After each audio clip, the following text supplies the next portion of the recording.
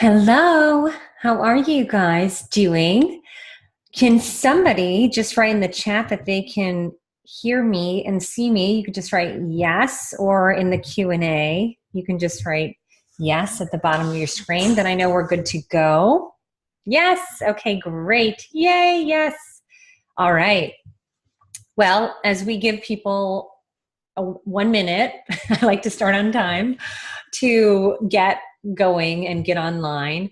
I want to thank you so much for coming to this online class. I think you're going to love it. I made a little like Google slides for you. I usually just talk, and this time I put it to slides. I just did it today, so I'm extra fancy for you today. All right.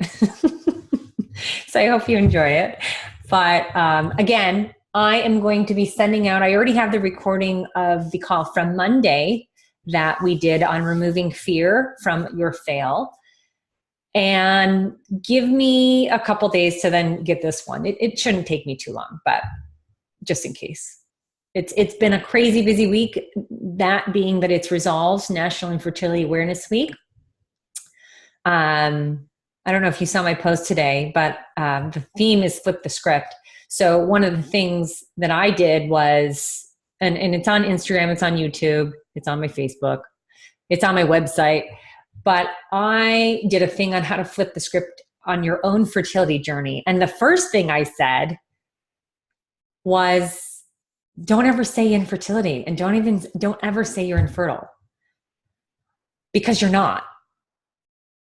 You have fertility challenges. You have fertility issues. Somebody, might have family building issues or troubles, but very few people are actually infertile. So that's what we should flip the script on, just kind of removing that word from this whole journey that has a very negative connotation to me, and therefore I don't like it. But everything else that Resolve does, I like. But anyway, check out that, because I give you like 5 or 6 ways that you can flip the script in your head, basically, the script that you tell yourself about your fertility journey, how to flip the script so that you are more positive and empowered about it. Okay? All right, so we're going to get started. Before we start, I want you to make a note. You can either make a mental note. If you want to put it in the Q&A, you can do it there. But I want you to take note of how you feel right now on a scale from 1 to 10. 1 being, I'm kind of annoyed that I have to spend an hour doing something else towards my fertility, right? One more thing that I'm spending my time and energy on that has to do with my fertility. So that would be 1, how you feel right now. And 10 would be, I'm really happy that I'm listening to this webinar because I am confident and excited about my fertility journey. All right, so go ahead. If you want to share, go ahead, and I won't call out names, but I see 4, discouraged and worried. Okay. I believe that the Q&A is anonymous and maybe not the chat, but you guys can tell me, because I could see everybody. Or you can just, in the chat, just at the bottom of it, you say to just the panelists, all the panelists, that would just be me, and only I would see the comment. And now let's get started. Okay, so 1 to 10, you got your number, right? Okay. Let me share my screen. Yes, I saw that. Discouraged and worried.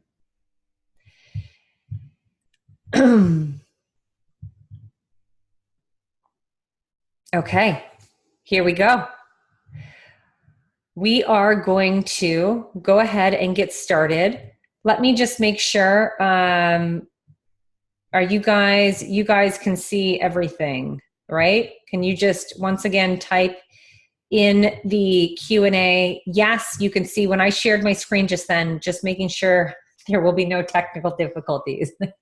Can somebody, yes, you're good, we see it. Great. Okay, I'm gonna get started again. And thank you, all you ladies. Okay, so here we go. Because all I see is what you see, the screen.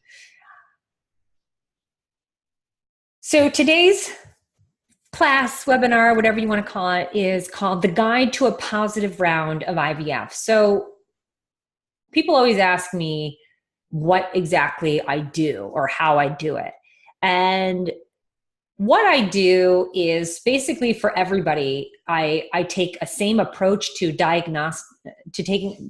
taking a diagnostic test of what could be causing your fertility mystery, as I call it. And so this webinar is going to kind of go over the 4 steps that I take. And with each one, I have a little action step for you to take. So this is called Guide to a Positive Round of IVF. Who is this for? This is for women who are about to do or have done a lot of IVF. If you're doing IUI, but you know the next step is going to be IVF, this would be a this will be a good webinar for you. And if you're trying to get pregnant naturally, but can't sustain a pregnancy, or if you're being told you have to do IVF, but you don't want to, and you want to get pregnant naturally, this would be who it's for. This will be a total waste of your time for, so don't bother listening to it, is if you're really confident in your fertility journey, because none of this is going to resonate with you. If you're like, I got it, it's solid, we are good to go, this is happening. If you have time on your side and you're okay with kind of a trial and error aspect of a fertility journey, and time, just so I'll mention that. Time is an acronym I made up that it stands for your time, investments, like money, mental health, and energy. And anytime that I work with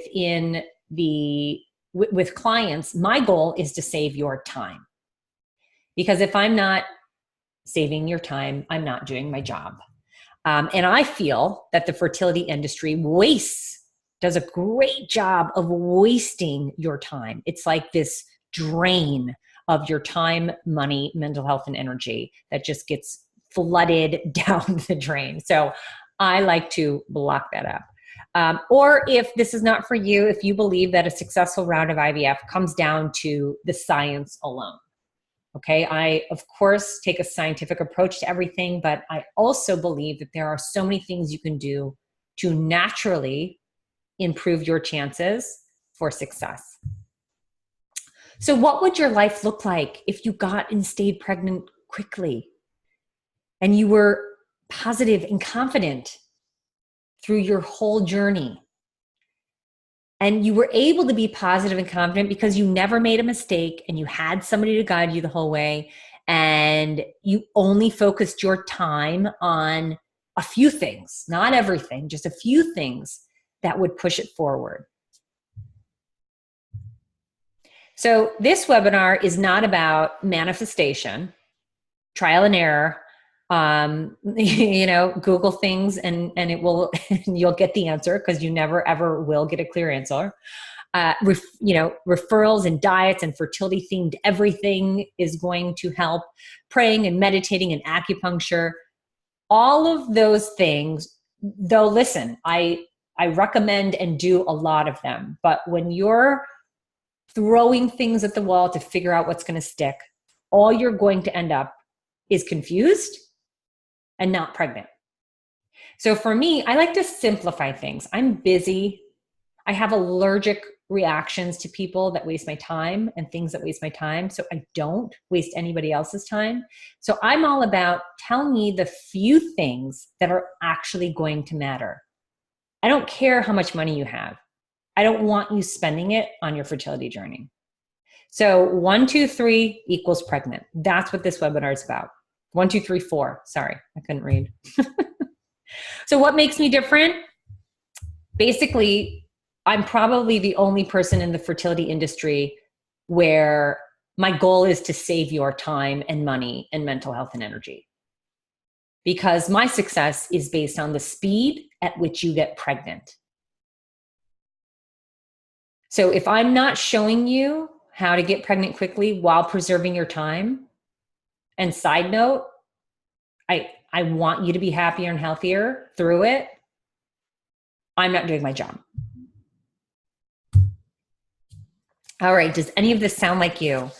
You've tried everything to get pregnant. Everything. Except maybe a vaginal steam. Because you're just not willing to go there. Unless it's going to work. Wait, is it going to work? You are pissed that your fertility journey involves dozens of doctor's appointments and hundreds and of thousands of dollars, while your friend's fertility journey probably took one night, one bottle of wine, and 2 minutes if she was like really lucky. You've always managed your stress and anxiety well enough, but your fertility journey has changed you. It's just different. You act differently. You're angry at a lot of things and people, and you just don't feel like yourself. Your friends and family are avoiding conversations about your fertility journey and treating you differently, which makes you feel so much more broken than you already feel. Love that. You've decided that the next person who tells you to relax and it will just happen will get punched in the boob. You can say that I totally allowed that. You go to baby showers and baby namings just to prove that you're strong enough to handle it, but end up drinking too much and crying all the way home. And when you get home, you've jokingly thought of crack because drug addicts seem to be surprisingly fertile. So, you'd be into that, right? If it worked. Do you really get addicted the first time? I don't know. Maybe we should find out. Or you've considered giving your business cards to homeless pregnant women on the streets of New York City with a note that says, I'll take the baby and illegally give you a ton of money for it. No, just I did that. No, I'm just kidding. I didn't, but I totally thought about doing that like many times. It was bad. I'm glad I didn't. Maybe not. Maybe I would have. Maybe I'll still do it. I'm in New York often. You wonder why you're the one being left without a child when you're an amazing, successful, established adult who actually has the time and love and patience and finances to successfully raise a child. And you've even considered giving up your dream of having a child or another because you are just so tired of the pain and this BS that goes with your fertility journey. But you don't give up because you know that you will forever feel like something is missing from your life.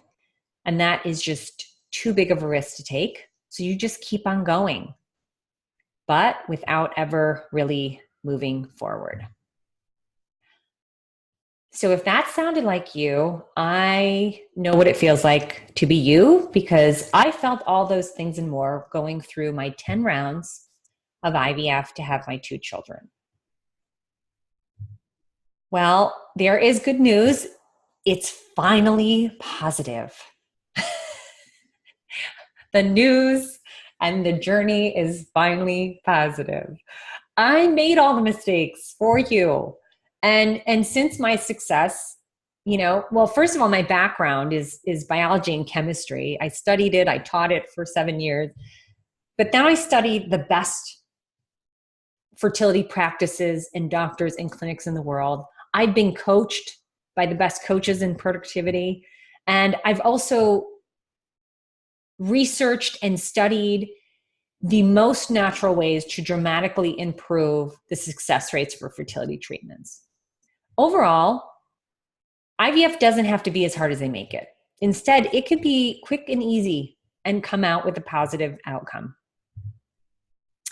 Basically, their way sucks and makes you feel like shit, and my way doesn't suck. It works, and it makes you feel really fucking happy. I hope you don't have impressionable ears around that are listening to a fertility webinar. So, okay, let's just back up. What do I mean by that? You know, their way sucks and it makes you feel like shit. So the reason why you're experiencing all those things is because you're doing fertility, like your fertility journey, the old way or usual way. You know, letting it happen to you because there's no way for you to control this intangible medical issue, but trying to control as much as you can because you're like me and you're a type A control freak. And you just end up feeling more out of control due to the plethora of conflicting information that the online community provides for you. So instead of getting answers, you just get fears, guilt, worry, resentment, and shove them inside because, first of all, you're too busy to deal with them. And secondly, you don't know where else to put them. And you will be damned if anyone pities you. So when a cycle fails, you just blame it on yourself because you're being told that it was because of you, which it probably wasn't. And you want to desperately move forward, but don't know what direction to take. And all you're doing is watching your time, money, mental health, and energy, especially your money, getting drained surprisingly quickly and not thinking there's a way to stop it. The new way to approach IVF includes being in control of your mind and body and IVF journey and never needing to go online because you have all the answers. You were given a customized blueprint on exactly what you need to do to get pregnant.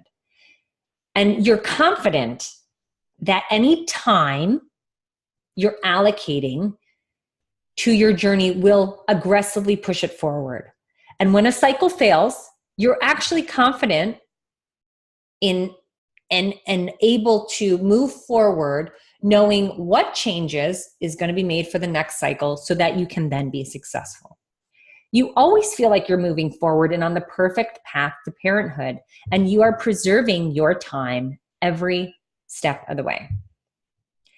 So basically, after this quick webinar, you should know the key elements of a successful IVF cycle with your health, happiness, and sanity better than when you started.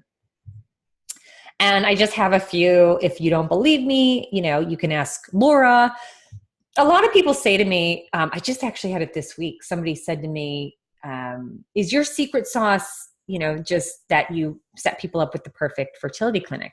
And a lot of, you know, I answered it saying no, because if it was just the science, then all these exceptional fertility labs would have close to 100% success rate, and they don't. Like the exceptional ones have about 55%. Average is 35%. And I could show you the data if you care about my research on that. But anyway, like Laura was a perfect example of that, where she had already been pregnant. She already had a baby, but she couldn't get pregnant again. And she had genetically perfect embryos at a great lab, and they just weren't implanting. So she worked with me because she basically, after this last embryo, was going to have to do another round of IVF if it didn't work. But she didn't have to do that other round of IVF because it did work. But she's a great example of showing you, you know, there was no reason for her not to get pregnant, and she couldn't. So what were the other issues? What were the other factors? Well, they're the other three factors that we'll get to. Erica was very anxious. She actually never got to the transfer stage because she never created embryos due to her low egg reserve. And she worked with me, and on her second transfer, I've never worked with anybody more than 2 embryo transfers. I think she was a number 2. So on her second transfer, she actually, well, you know, both times with me, she was able to get normal embryos. So that was a great, huge next step. And then she got pregnant, I believe, the second transfer. Carrie was using donor eggs, another one where all the science was there, and she had been pregnant before, but she just wasn't implanting. And she worked with me, and then it implanted. Lauren was having multiple miscarriages, and she couldn't keep the pregnancy. So we worked on other things, and the first time after working with me, she got pregnant. Julie, that's not her name. I had to change that one. No fertility clinic would take her because of her low egg reserve. They said we're never going to get eggs. It's never going to work. I pulled some strings. I used my resources. I got 2 clinics to consider her. And she now has her own biological embryo on ice. And she is about to do another egg retrieval so that she has a bit of a reserve. And then Alexis, I also mixed up her name a little bit. I should probably put an asterisk, but she was told she has to do IVF and she doesn't want to. She wants to get pregnant naturally. So that's what we're going to do. We actually got it done. And then she had an ectopic pregnancy, which developed in the fallopian tubes, which is extremely rare, nothing to do with how it was implanted, but that was able to show us she is able to get pregnant naturally. And what we put in place absolutely worked. And now I didn't talk to my lawyer before writing all this. So what, results aren't typical, right? I don't know what I have to say. Okay, before we go any further, and if you don't know me, I'm Tasha Blasi. Tasha Blasi Panuzzo. Tasha Blasi is my stage name. No, that's my maiden name. Tasha Panuzzo is my married name. But anyway, I grew up in a suburb of Chicago. Then I moved to LA after college because anybody who lives anywhere except LA and goes to LA is like, what are we doing anywhere else except this place? So my college roommate and I had that reaction too, and we moved to LA. And now I live outside of New York City in New Jersey with my kids. And that's Mila, and that's Hudson. So she was round 10. He was round 2. That's my sperm donor. His name is Brian. And that is Coco. And yes, I know Coco is super cute, right? Yeah. And that's why she still lives with us. Mm-hmm. And I could say the same for my husband, but I won't. Anyway, as mentioned, I went through 10 rounds of IVF to have my 2 children. To be exact, it was 9 egg retrievals and 10 transfers. Some people, try to catch me on that. And they're like, well, how many egg retrievals did you have? I'm like, why does it matter? You're so mean, but 9. And the other thing everyone wants to know is, am I like crazy rich to afford that? I only had to pay out of pocket 1 round. The rest was covered by insurance. I was very lucky to have insurance cover it partially for every other round of IVF after that.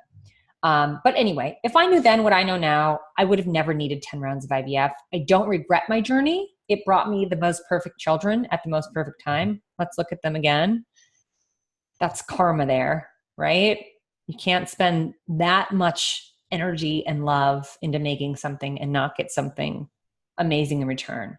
And I don't know, this is karma also, because I don't like things chewed in my house. So that was my karma. Anyway, not wishing my difficult journey on anyone else and not wanting anyone else to run out of time and energy before reaching their family goals like I did. I always wanted 3 kids, but I'm happy and my life is perfect right now, is why we're here. I am the founder of the Fertilities Unite Project, or FU Project. I didn't plan on being a fertility coach and patient advocate. After teaching biology and chemistry in California, I went into advertising in New York City, and leaving my 11-year career in advertising was someone else's idea. When she heard me talking about how passionate and successful I was at helping women get and stay pregnant. So somebody else told me I had to do this. Wasn't me.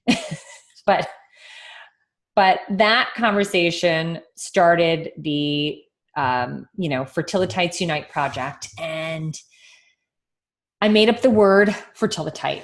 So So let's go through that. Fertilitide is just any brave person who takes control of her fertility journey by arming herself with knowledge and support. I shortened it to the FU project because the real FU was a huge theme in my fertility journey. I thought it all the time for years and years and years. The number of doctors and friends and staff and random people that I mentally told to F off during my years through IVF are probably in the hundreds of thousands or more. So I am so grateful doing this for a living. I love my job and I have a 100% success rate. And yes, I will say it for you. What? 100%? Yes. And you can challenge me every way on that. And it's still really 100%. Okay. I've had to answer every question about that stat. And the best part is I get to work with the most amazing women daily. You know, I wake up to, like, this was something I woke up to, I think it was yesterday.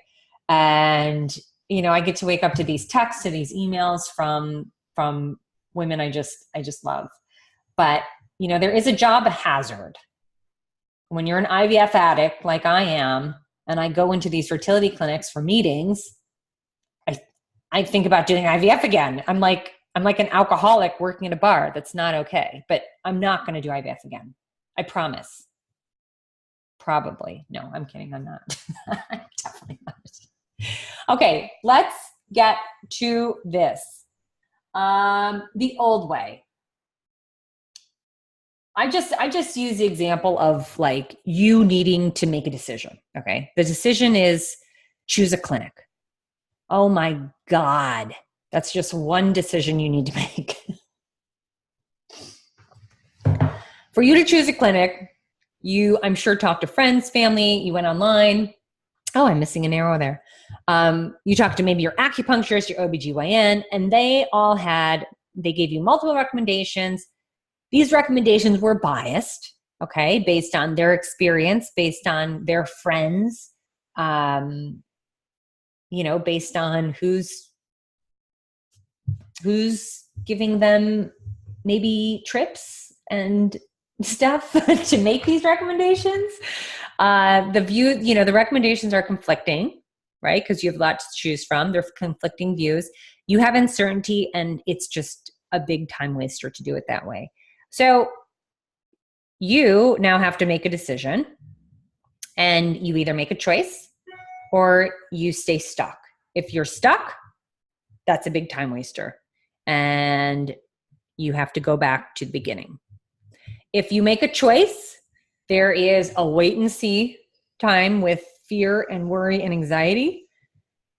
And the choice is hopefully good, and it was the right choice, but you won't know until you have already invested a lot of time and money into that clinic. So if the choice was bad and it was not the right choice, oh my God, you just wasted a ton of your time, a ton of your money. You're really pissed, and your mental health is not going to be where it should be. And you've wasted a lot of your physical and mental energy. This is the new way to go about it. You and my way, right? My 4 tools, choosing a clinic. There are only going to be a couple recommendations for you. It's like putting together a puzzle for me. And it's perfect. It's based on where you live, what you need, who you are, if your insurance is there or not, whatever. And I'm going to teach you kind of how to do this for yourself. It's totally unbiased. I do not get paid on any recommendations that I make. And for me, again, my success rates are based on speed. So I don't care who likes me or who is nice to me. I only care about the people who get it done. And it turns out they're really nice people too. So I have a macro perspective of the industry, right? I don't work at a certain clinic. I work with women across the globe. So my knowledge and research is not just based on one clinic or one town. I am extremely certain in my decisions that I make with you, or, you know, and how we make these with the 4 pillars. And I should have said time saver. Sorry, that's a typo. It's not a time waster, it's a time saver. So you then have basically one or two amazing choices and you make a choice. You will still have the wait and see with fears and worry and anxiety because you're human, okay? But you're going to have strategies to handle all those. So as you take this, wait and see and worry approach, you're going to feel great because I'm going to teach you how. And then, yes, of course, the choice is going to be a good one because we don't make mistakes. And then I see here, I put 3 lines because all this blocks time wasters. We can't even get to them. All right, pillar number 1. Let's get to it. How do you make the perfect choice for your fertility journey? Well, the first thing you need to have in order is your science. Okay. So the first step that I look at to uncover somebody's fertility mystery is what is their medical history? What is their medical team? And are there any red flags that are glaring to me? So let me give you some examples of medical history is, do you have an autoimmune disorder and what are you doing for that? If they're doing nothing for it and they're, that's not okay. Who's your medical team? Where do you live and who's your medical team? Do I think they are getting the job done or not? Because anytime that it fails, it's always your fault. So I can tell by the medical team whose fault it is. Is it really your fault or is it their fault? And as you know, transparency, nobody needs to be transparent in the fertility industry. There's absolutely no requirement for them to tell you that there was human error when they were fertilizing, growing, freezing, thawing your embryos. So that is why I am very protective of my clients, but I also don't trust anybody. I've seen a lot of bad behavior. But the medical team is going to tell me, are the embryos arresting before day 5 because of you or because of them? And then red flags. Red flags would be you have a lot of eggs come out and basically no embryos. Another red flag, a huge red flag, is you do 2 rounds at the same clinic and the second round was the same or worse than the first. That's a red flag. You should always have a better round the next round. Okay, at some point you're going to plateau, but your first round of IVF and your second round of IVF, there should be a huge difference. Okay, first round is like trial and error. Nobody wants to overstimulate you. Second round, they should figure it out. What are some other red flags? When OB-GYNs are doing fertility treatments, that I don't know. No. You go to a fertility clinic for any fertility treatments. I don't care how confident they are in what they're doing. Anyway, I think that's it. A red flag to me is you have an autoimmune disorder and you're not implanting and they're not doing anything about it. Another red flag would be, this is another red flag. If you're having multiple miscarriages and they just tell you to keep trying, that's dumb. And you shouldn't keep trying because you're going to just have another miscarriage. Why wouldn't you? So that's a red flag to me. Okay. I get passionate about this stuff. If you can't tell. Oh, why isn't it working? Oh, there we go. Okay, so your action step. And listen, when I pick a fertility clinic for somebody and give them options, that's like an hour conversation because I have to dig in and like I said, talk to you, figure out what you need, who you are, what your insurance looks like, how we can save you money, all that. So this is just kind of top line, what you can do to make sure you're picking, the best lab. And okay, the first thing is there are 3 questions that you can ask them. The first question is, how many cases of IVF do you do a year? We are looking for someone to say they do at least 1,500 cases a year. The only exception to that, and I even hesitate to say this, but the only exception to that is if it's a very well-known fertility clinic within a network that just opened up their office, they probably don't have 1,500 cases a year, and they probably don't have some stats. But if you know who runs the lab, then you can more easily trust them. Did that make sense? All right. I can't see any questions right now. So you guys know, if you have questions throughout this, just write it in the Q&A. And as soon as I go back to not sharing my screen, I'll look at those. The second thing you have to ask is, how many frozen embryo transfers do you do per year? What are your success rate? Not how many do you do? I guess that's also important, but what are your success rates or live birth rates for frozen embryo transfers in my age group? The reason why I like to look at frozen embryo transfers is because frozen transfers have the most manipulation of the egg and sperm and embryo. So when an embryo has to be frozen first, it usually means they're also doing genetic testing and then thawed correctly.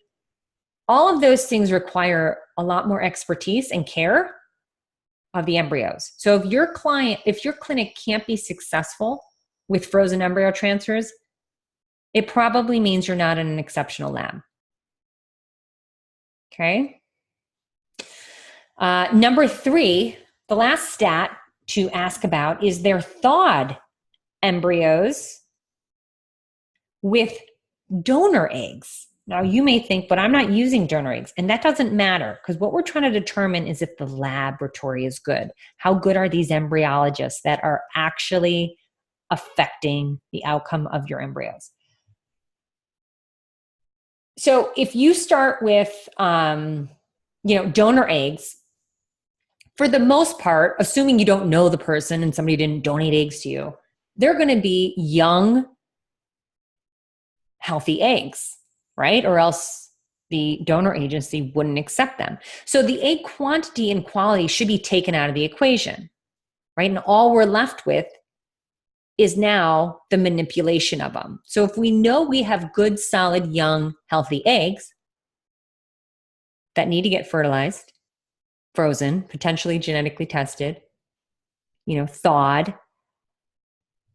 that's going to, and there's high success rates after all that with frozen, with thawed donor eggs, that tells me that they're an exceptional lab. But the one thing you have to look at when you're looking at the stat of thawed embryos with donor eggs, right? You want the thawed embryos, is how many cases they do a year. I mean, some do like less than 20. I wouldn't take those stats too seriously. Unless it was like 20 out of 20, then, I mean, that's pretty good.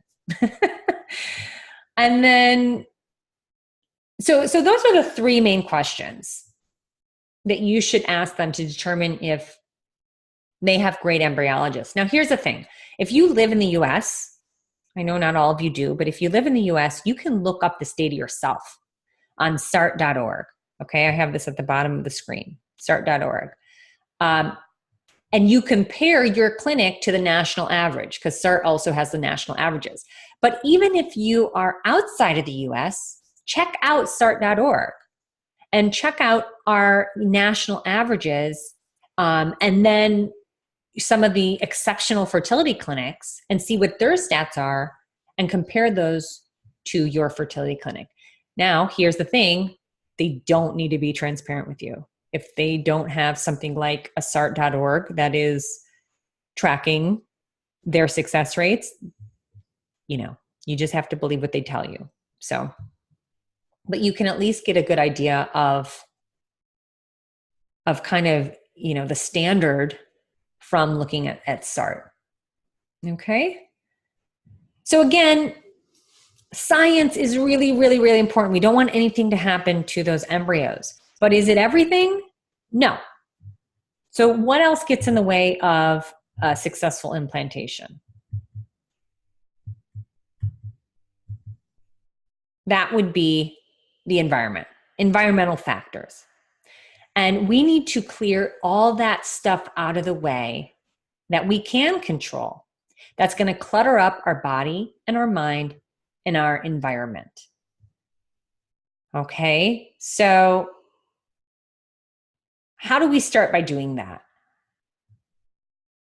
Again, I would need to know your case because everybody is starting from a different place and not everybody needs everything. But if you just think about the cleaning and clearing of everything, we can start with the body, right? I think that's the easiest thing to start with because the gut is the foundation for naturally balancing hormones and reducing inflammation. Two things that can get in the way of your success. So when you are thinking about diet and things to eat, there isn't a fertility diet. I have a whole section on diet and with 5 levels. But I start by saying there isn't a fertility diet. There's just a way that we should all be eating. And that's where it's removing endocrine disruptors, right, that are going to imbalance our hormones and removing as much inflammation out of our bodies as possible through the foods we eat. Okay. I have shown people how to reverse or dramatically reduce their autoimmune disorders simply through diet. And, without getting into too much science, the best way to know if you are balanced and if your hormones are balanced is by the way you feel.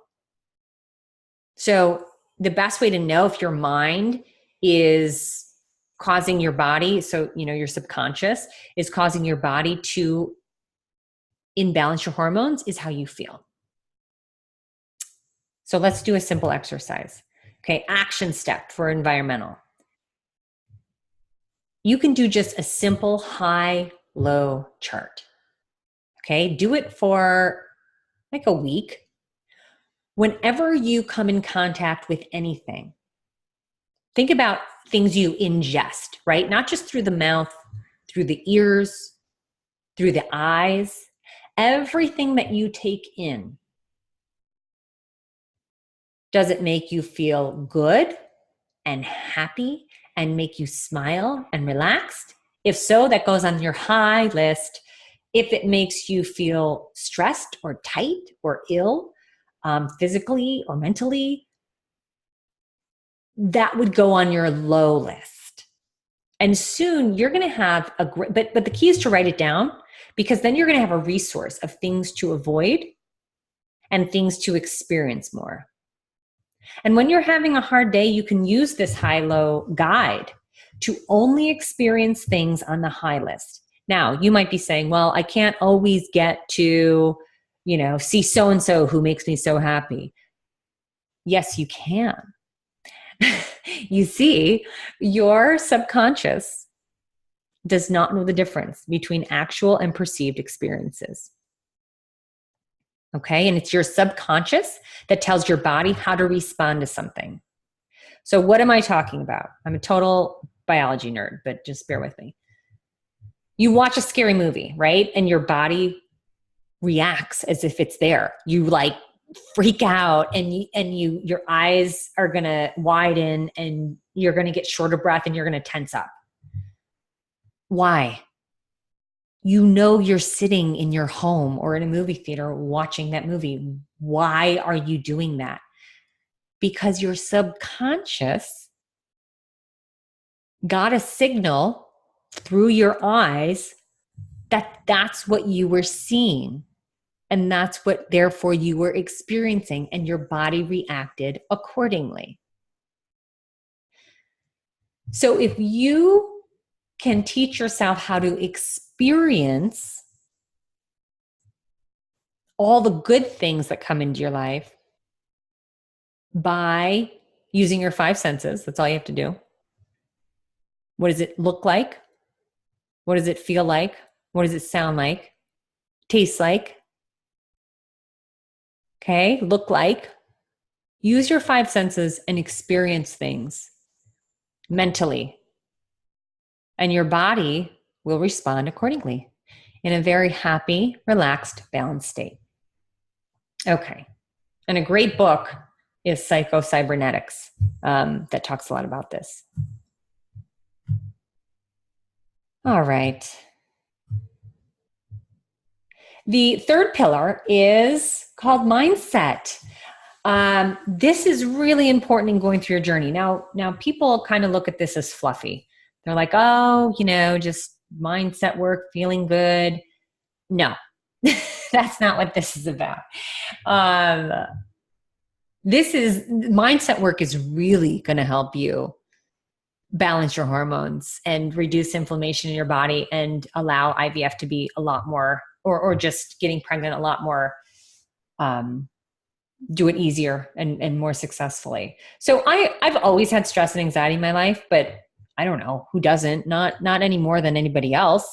I had a big career and I was living in a big city, just like most of you, I'm sure.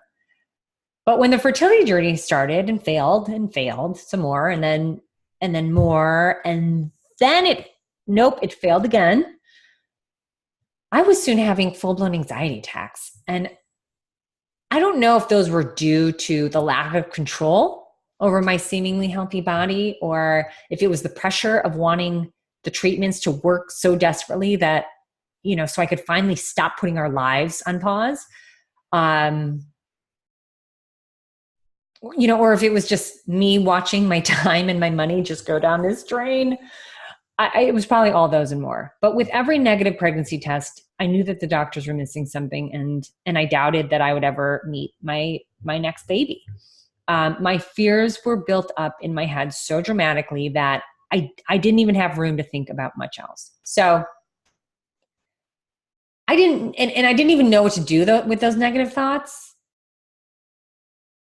So they just kind of stayed inside me, and that's how they literally suffocated me. And that's when the anxiety attacks would come out.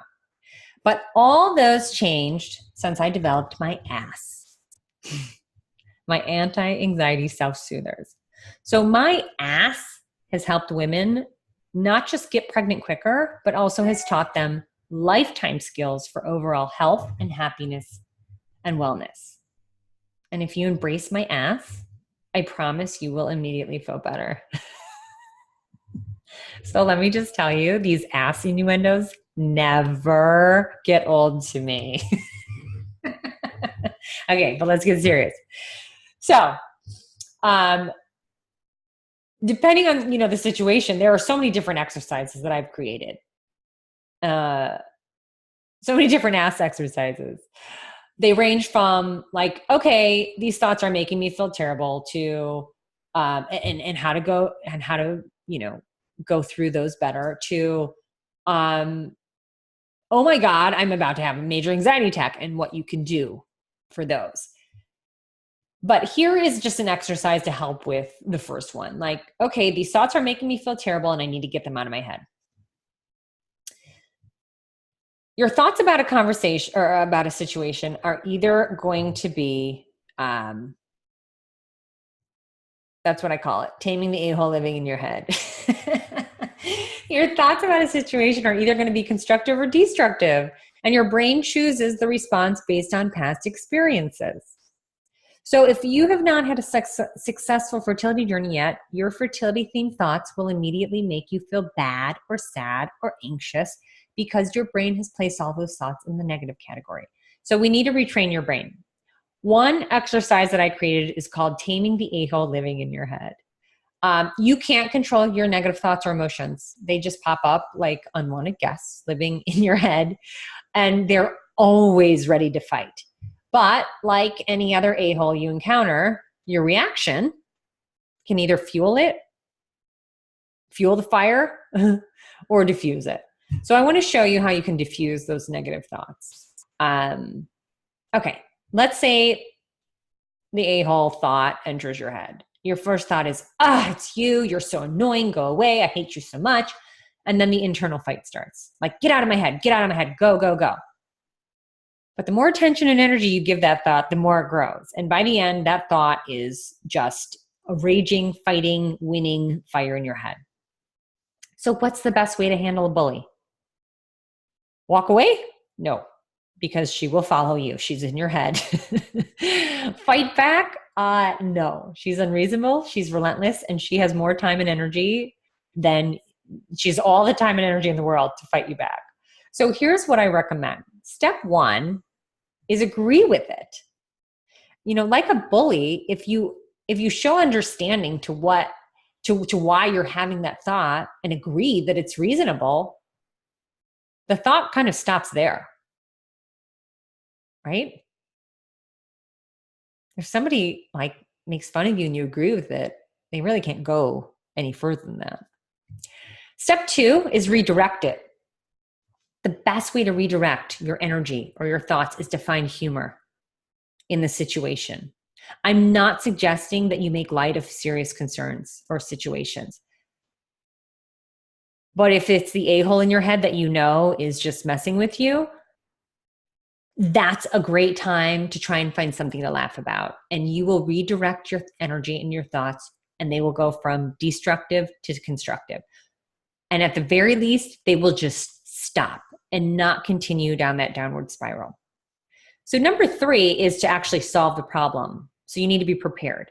Expect these negative thoughts and worries and fears to happen.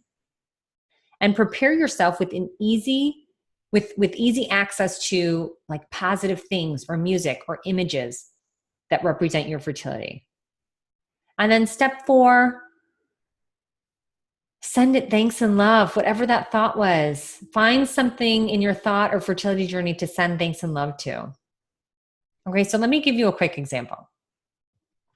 You just find out that you're pregnant after IVF or after multiple miscarriages, and you're freaked out, right? So a thought might be like, oh my God, I'm so nervous. This is going to go away again. So step 1, agree. Of course you're nervous. It's normal to be nervous after all that you've been through. Okay, that would be agreeing. Step 2, find the humor. Well, if this baby doesn't stick around, it's probably because it was going to be kind of ugly. So I don't want an ugly baby. So it's okay. Step 3, have a picture of you, solve the problem. Have a picture of you or your partner, if you have a partner, as babies. Or if you already have a baby, your child is a baby, and just do a quick imagery exercise where you stare at that picture and you experience it. Remember, using your 5 senses. And step 4, send it thanks and love. So send so much thanks and love to that developing baby. No matter what happens, the embryo is a part of you and maybe your partner. And it's perfect and it deserves so much thanks and love. Okay, pillar number 4 is support. This is the 4th pillar. So if you get your science right, the environmental factors in check, mindset right, and support, that is the easiest, quickest journey to IVF. So for most, the journey is a lonely one with very few people who are in your situation and truly understand what you're going through. You might have amazing family and like a really supportive mom like I do, but she would get even more emotional about my fertility journey than I would, and it wasn't helpful. So, or you may have a friend who's also doing IVF too, but it's hard to handle your journey and also talk about others, knowing that soon one of you will be successful first. Or worst, it's like, oh my God, those friends that think they have fertility issues, but they tried for like 6 months before conceiving naturally. And they always want to share their struggles and advice. And you're like, okay, those are the worst advice givers. Anyway, but this is a lonely journey, but it should not be done alone. But you have to be careful about who you let in. So who should you let in? 2 people. 1 is your partner. Your partner should have almost as big of a part of IVF, be as big of a part of IVF as you are. I'm sure that your partner would love to take some responsibility off you, but doesn't know how to. And I'm sure that you would love to give some responsibility, but don't know how to. So that is not a good place to be, because that's where you two are kind of stuck. And this is not a time to be stuck. It's a time to bond and communicate as much as possible. So learn how to make this a we project instead of a me project. Because if it's just you, doing all the work and physically and mentally, you will blame only yourself when IVF doesn't work, and that's not fair or kind to you. So how can your partner help?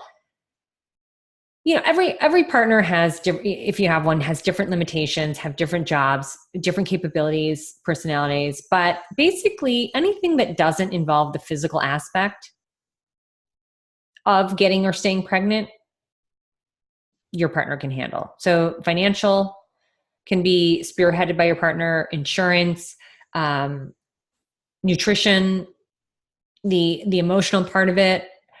And you might be thinking, oh, my husband's not like that. Well, your husband can plan a grocery list and look at a recipe and do it, because so can like 3-year-olds. So yes, he can. But anyway, I don't expect much from, I don't expect that much from everybody. Again, knowing everybody has different limitations. The other person that you need in your fertility journey is a BFF or best fertility friend. So I know you can do everything by yourself and you are strong enough to get through anything, but take it from my experience. Keeping all your fears and questions about your fertility journey to yourself is not healthy or helpful. And it might hurt your success rates, but it will definitely damage your emotional health. You need to talk to somebody and be able to ask all your questions to get really clear answers. That's going to get you more confident and feeling more empowered when you have answers to all your questions. But you also need somebody to be completely unfiltered with. And your partner can be that person up to a point, but your partner has not been through what you're going through and can't completely understand your issues and needs. So, a lot of people resort to Google for answering questions. Google and I were not friends on my fertility journey because Google confused the hell out of me. And I never did those IVF support groups. Those made me very angry. I was either depressed because everybody got much better results than I did, or I was depressed because people were depressed talking about their failures. So nothing about those groups helped me. Okay, so who can be your BFF? Basically, anybody who has had many failed runs of IVF or many miscarriages, whatever you're going through, but has successfully reached her family goals and has a positive outlook on her fertility journey. Okay, you don't want to find somebody who's currently doing IVF or trying to also get pregnant. She needs her own BFF. And you may not be totally unfiltered with her. And if your BFF only did IVF once or only had one miscarriage and doesn't understand what it's like to have multiple experiences like that, and the highs and lows and constant appointments and plethora of testings and all that horribleness, if they also didn't experience that, they're not going to fully understand what it's like to be you right now. So anyway, just find somebody with that criteria. And that's it. So those are the things that you need to fix to expedite your fertility journey. These tools work. Like I said, I have a 100% success rate, and nobody has ever been through more than 2 embryo transfers with me. And on my watch, nobody has had a miscarriage. So they work. And then I just wrote, just ask Jennifer. And here's some fun things people say about me behind my back. Jennifer, which Jennifer was this? Oh yeah. This was, yeah. She was doing IVF for the first time, and she almost didn't do it. She was so overwhelmed. But then I worked with her, and yeah, she got, and she had low egg reserve too. And then she got pregnant quickly. Michelle, she is still in the program, doing amazing. She has 7 genetically healthy embryos on ice. So she's getting ready for a transfer. But yeah, I was her BFF, and she would tell her husband, "Don't worry, my BFF Tasha says." And then, I work with a lot of doctors, not partnerships. I don't get money, they don't get money, no money exchange. Just there are doctors that I trust, and they trust me. So Erica Song is a integrative medicine doctor. Jamie Notman is a fertility doctor. Anyway, Laura, we've been through 2 rounds together, that Laura and me, or not 2 rounds, 2 children together. And Holly just had her baby boy. She did an audio interview on my testimonials. If you want to hear her, she was another one that almost didn't do IVF because she was like, I'm not doing that. That sounds crazy. So recap, less is more. Focus on only the few things that will really affect your body and your mind, and therefore your fertility journey. Science alone is not going to get you there, usually. And it definitely won't make you feel happier, healthier, empowered, and confident in your journey. Definitely not. Science plus environment plus mindset plus support will. It will get you pregnant quickly, and you're going to feel amazing through your journey.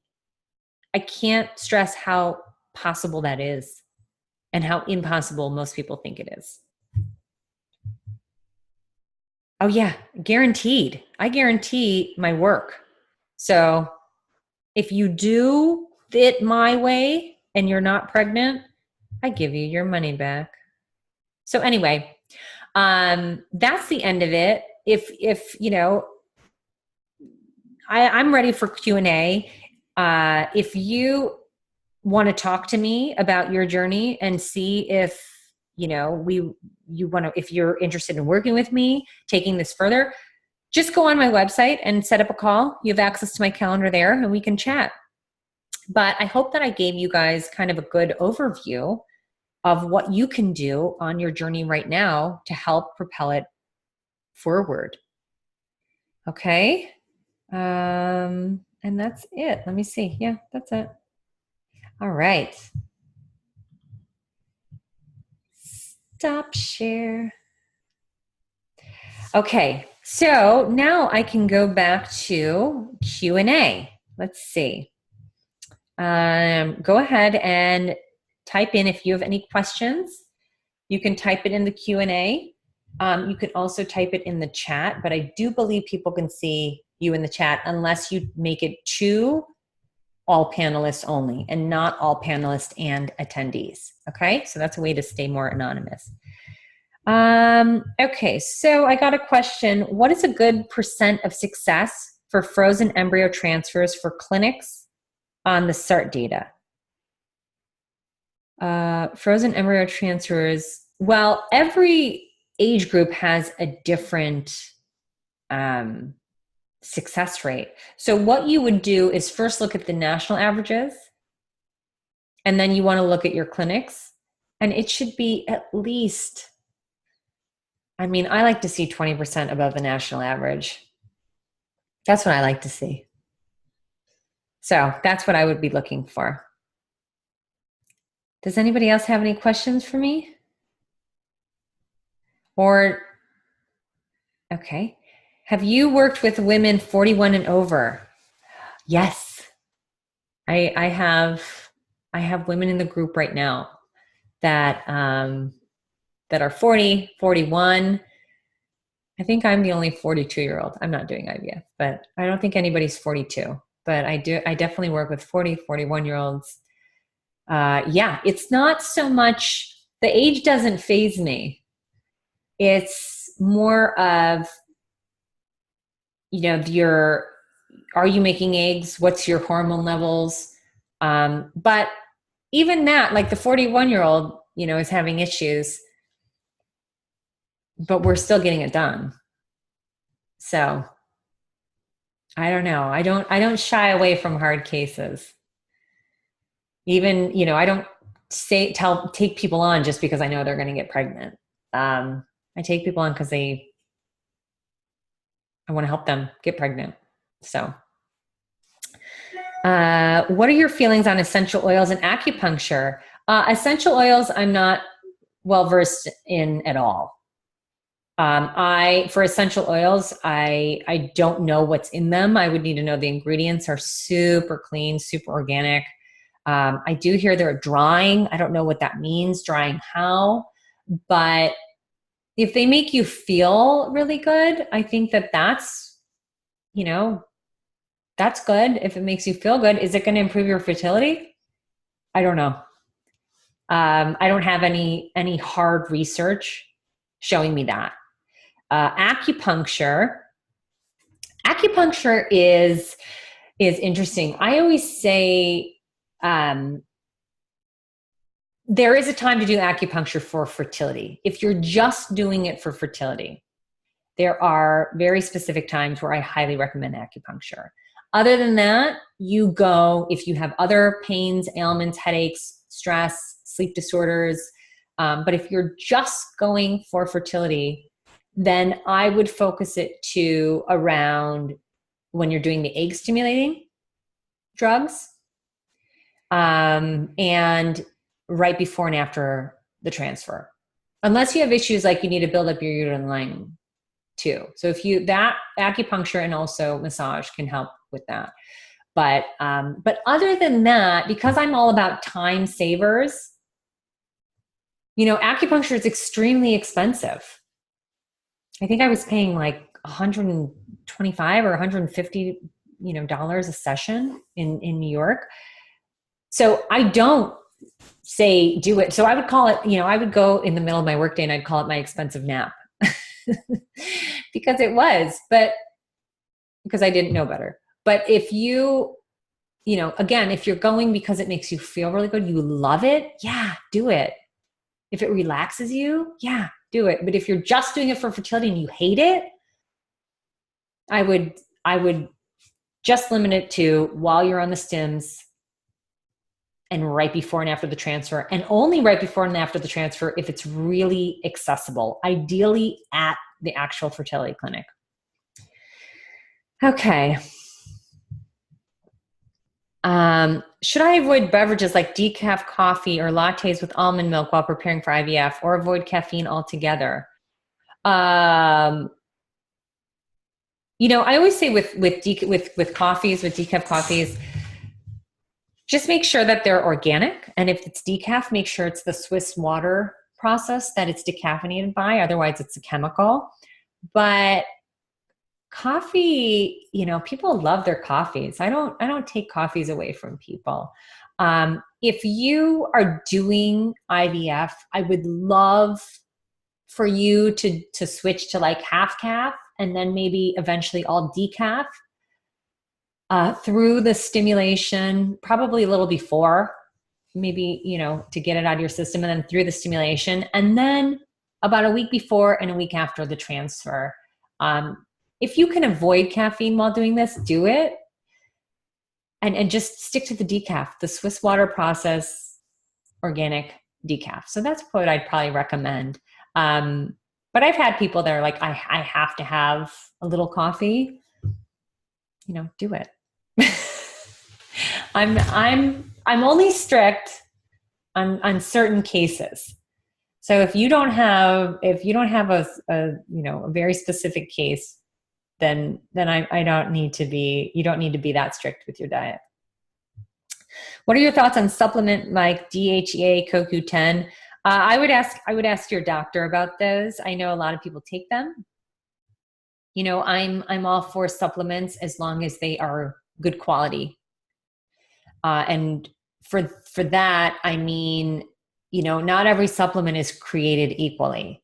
So if you're taking a supplement, it needs to be the right form of it and very good quality. For example, if you take vitamin D, you need to take vitamin D3. Okay. If you're doing, if you're taking like a fish oil or, what else is it called? Anyway, it's like fish oil. I'm not thinking, but anyway, it has to be the triglyceride form of it. So just make sure that they're good quality. And Yeah, I mean, a lot of doctors recommend those supplements. I would just go with what your doctor says. Or if you're seeing an integrative medicine doctor, that would be probably a great resource. Egg stimulation, does that mean during the entire time you take hormones? Yeah, when I say during the taking the egg stimulating drugs, that's just while that's not during the prep or anything. That's just while you're taking like the Gonal-Fs and the Menopurs, those 10 days that you're on egg stimulating drugs. And if you're talking about, is this the same person talking about acupuncture maybe? I would do acupuncture So I would do acupuncture every 2 to 3 days during when you're on the stims. They're called, egg stimulating drugs. What's the cost for your coaching? We can get on a call, and I don't just give out, I don't offer my coaching to everybody. And it's not based on success rates. It's based on the right fit, because we work very closely together. I actually live with you for a while. No, I'm kidding. Some of my clients I would like to live with. They seem amazing. But anyway, we can get on a call and we can see if I can help you and if it's going to be the right fit. And then we can talk about it. All right. Because I just don't want to give up a ton of information and then have people wanting it and then they can't have it, because that would be terrible. So just call me and set up a call and we'll talk. And, you guys should all set up a call, because at the very least, I'm going to, tell you exactly where I see red flags and what you should be focusing on. So it's helpful no matter what. It's going to be a great 45 minutes of your life where we're going to take a deep dive into your fertility journey. And I'm going to say, that's a red flag. Oh my gosh, take care of that. Okay. So yeah, all of you, I would love to hear from you. My favorite part of my job is talking to women one-on-one, because I know I'm making it just a little bit better for them, whether we work together or not. And that's what this is all about. For me right now, it's one woman at a time, but I have a bigger mission in mind, and I will change the fertility industry. I promise. I will make it so much better very soon. Just wait. Okay. And let's do just a couple more questions. How do you trust the data about the clinics? All the people who go are so different. Some clinics may have very difficult cases and others do not. Yeah. How do I trust the data on the clinics? I don't trust anybody, to be honest. You have to really, really, really prove yourself for me to trust you if you are a fertility doctor or a fertility clinic. I am very hard on fertility doctors and fertility clinics for one simple reason. There can't be that many great specialists in the world, right? I think, didn't I talk about this? I think the last webinar? I don't know. But basically, no, I didn't. No, I talked about it in the post I sent today. But basically, if you think about okay, my best friend, who's had 5 children, by the way, like really? 5 children? Okay, but anyway, I love her. It's a little unfair, but it's fine. Her first child had to have heart surgery 3 days after she was born. Okay. My friend had basically 3 hospitals that she could choose from. And within those hospitals, 1 doctor, right? And each hospital. That's how I treat your fertility journey. If you have had multiple failed rounds, I only want, or if you don't want to waste your money or time, I only want the best of the best working on your case. Okay. Now, that being said, not everybody lives near the best of the best, and we're able to accommodate it. And it's always going to be convenient for you and fit within your life and schedule. So anyway, I don't trust any doctors. the SART data, aside from having me, dig into your case and evaluate and go through what's going to be the best clinic for you, SART is the best data to show you if a clinic is good or not. All clinics are going to say they're great. And if clinics have bad data on SART, they're going to say it's because they take every case. That's total bullshit. Okay? Because if there are clinics that take thousands and thousands and thousands of IVF cases every year and have the best results. So how is a clinic taking 600 cases a year with terrible results saying, well, it's because we take every case that we get bad results? Or, I hear this all the time. I talk to people all the time. Maybe some of you are on this and you've told me, well, my clinic, my doctor only takes those that nobody else will take, and therefore their stats suck. No, their stats suck because their lab sucks, period. End of story. I'm not being mean. I'm not being harsh. So I don't know if I answered your question, but how do I trust the data?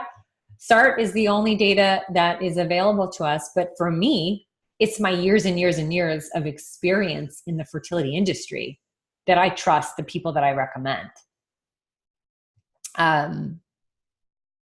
So I don't know if I answered that question. Yeah. And they're also different. Don't believe a word they say if they use stuff like our stats are bad because we take every case, or difficult cases. That one drives me bananas. Okay. Any other questions or concerns? Okay. Really quickly. We did a 1 through 10. How do you guys feel now? 1 through 10. 1 being you cannot believe that you are needing to spend more time and energy on your fertility journey. And 10 being, you know what? I'm feeling a little excited and confident and empowered about my fertility journey. Good.